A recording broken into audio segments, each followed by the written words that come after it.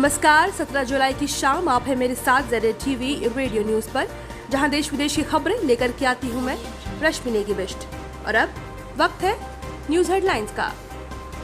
प्रधानमंत्री नरेंद्र मोदी संयुक्त राष्ट्र आर्थिक और सामाजिक परिषद के वर्चुअल सम्मेलन को आज संबोधित करेंगे। रक्षा मंत्री राजनाथ सिंह स्थिति का जायजा लेने के लिए जम्मू कश्मीर और लद्दाख के अग्रिम इलाकों के दौरे पर। भारत ने कहा, कुलभूषण जाधव मामले में पाकिस्तान द्वारा उपलब्ध कराया दूतावास संपर्क न तो सार्थक था और न ही विश्वसनीय। अमेरिका के लिए अंतर्राष्ट्रीय विमान सेवा द्विपक्षीय व्यवस्था के तहत आज से अंतरिम आधार पर शुरू। और स्वास्थ्य मंत्रालय ने कहा, अब सभी पंजीकृत चिकित्सा कर्मी कोविड-19 जांच की सिफारिश कर सकते हैं। और अब खबरें विस्तार से।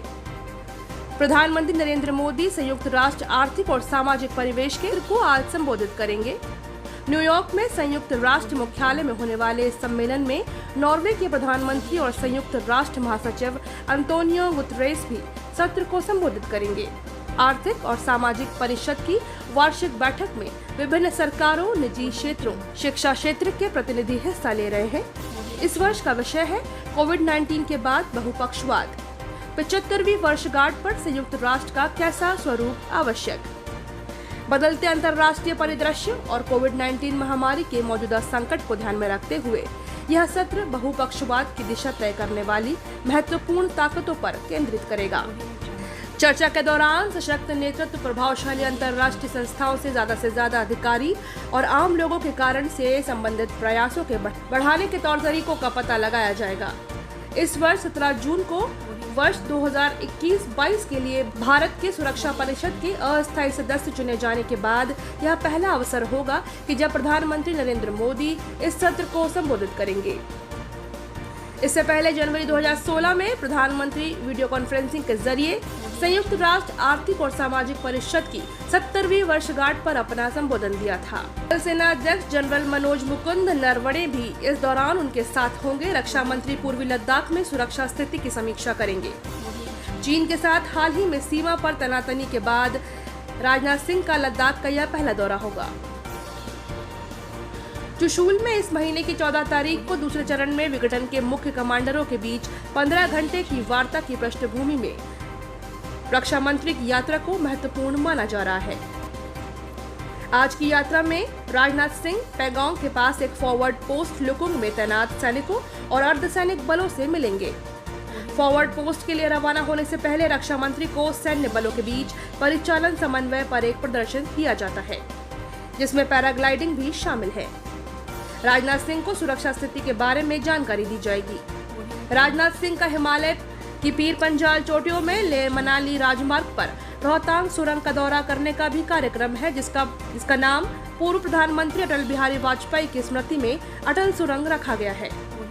करीब 9 किलोमीटर लंबी यह सुरंग देश की सबसे बड़ी सड़क सुरंग होगी, जिसके निर्माण से मनाली से केलांग तक का सड़क का सफर 48 किलोमीटर कम हो जाएगा।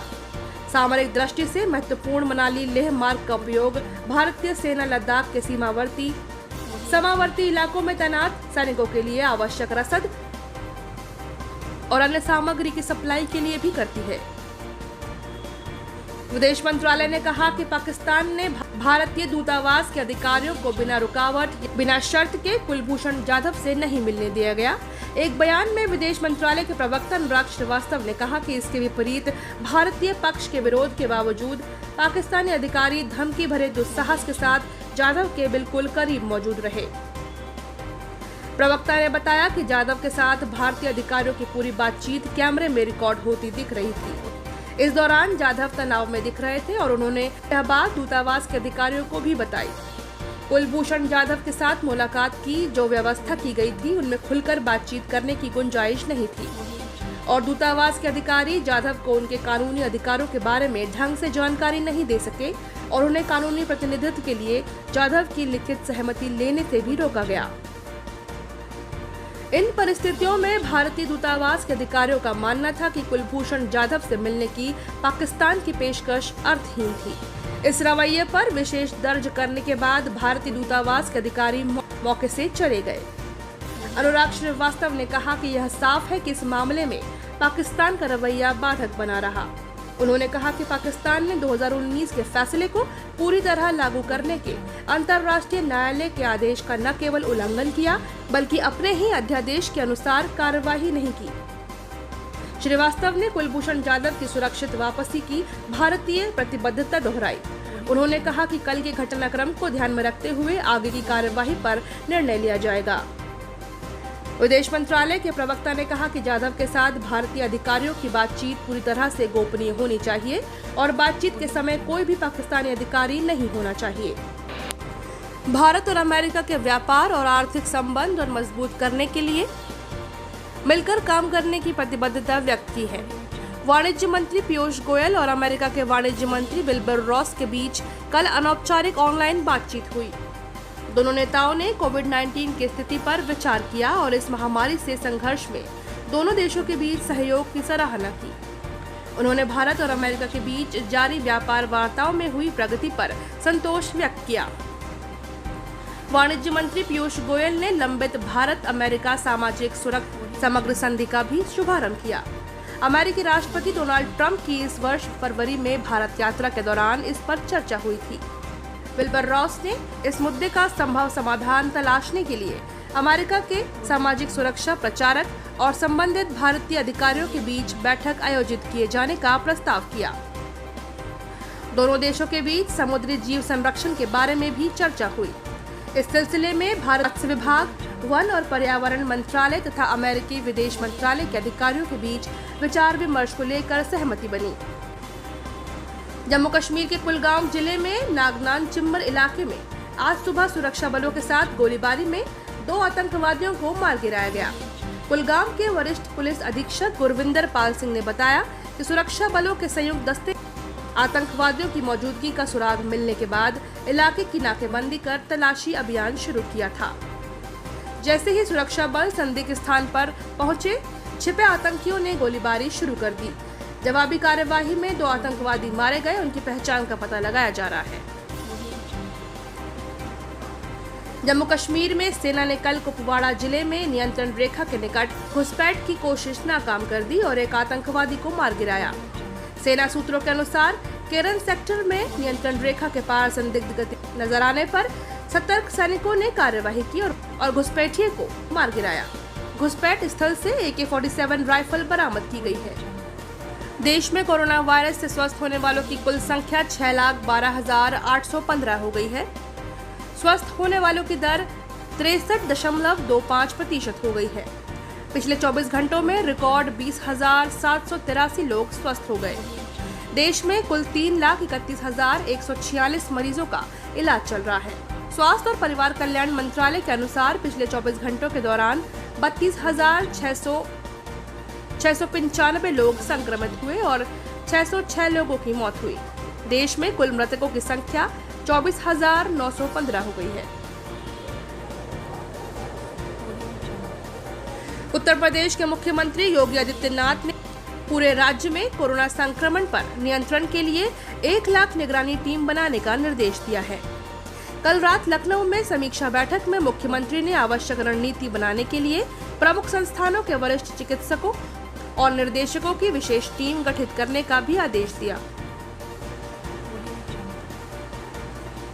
विशेष टीम में संजय गांधी पोस्ट ग्रेजुएट आयुर्विज्ञान संस्थान, किंग जॉर्ज चिकित्सा विश्वविद्यालय और राम मनोहर लोहिया आयुर्विज्ञान संस्थान के अधिकारी और चिकित्सक शामिल किए जाएंगे। मध्य प्रदेश में 6 केंद्रीय कारागारों में कोरोना वायरस वार्ड बनाए जाएंगे। यह कारागार भोपाल, ग्वालियर, इंदौर, उज्जैन, जबलपुर और सागर में है। प्रदेश सरकार ने कैदियों के उपचार के लिए चिकित्सकों का समुचित प्रबंध करने के निर्देश दिए हैं। मध्य प्रदेश के गृह मंत्री डॉक्टर नरोत्तम मिश्रा ने कल भोपाल केंद्रीय जेल का औचक निरीक्षण किया। डॉक्टर मिश्रा ने बताया कि कोरोना संक्रमण के मद्देनजर कैदियों की पैरोल अवधि 60 दिन बढ़ाने का निर्णय लिया गया है। इसके लिए गृह विभाग उच्च स्तरीय समिति को यह प्रस्ताव भेजेगा। जैसे ही समिति की सिफारिश प्राप्त होगी, पैरोल अवधि के विस्तार से संबंधित अधिकारी पैरोल अवधि के विस्तार से संबंधित आदेश जारी कर दिए जाएंगे। मध्य प्रदेश में कैदियों की पैरोल अवधि 31 जुलाई को समाप्त हो रही है। गृह मंत्री ने यह भी बताया कि कोरोना संकट के दौरान कैदियों को जेल के अंदर वीडियो कॉन्फ्रेंसिंग की सुविधा प्रदान की जाएगी। गौरतलब है कि मध्य प्रदेश की जेलों में कैदियों को पहले से ही अपने परिवारों से टेलीफोन पर बात करने की सुविधा उपलब्ध कराई जा रही है। और ये थे अब तक के मुख्य समाचार। हमारे YouTube चैनल से जुड़ने के लिए ZA TV को सब्सक्राइब करें और नए वीडियो सबसे पहले देखने के लिए नीचे दिए गए बेल बटन को प्रेस करना ना भूलें। आज का न्यूज सेगमेंट आपको कैसा लगा हमें कमेंट सेक्शन में जरूर बताएं। साथ ही इसे शेयर भी करें। और अभी दीजिए मुझे इजाजत। कल होंगे रूबरू इसी समय पे आप सभी के साथ। बाकी और खबरों से जुड़ने के लिए लॉगिन करें हमारी वेबसाइट www.zatvnews.com। नमस्कार।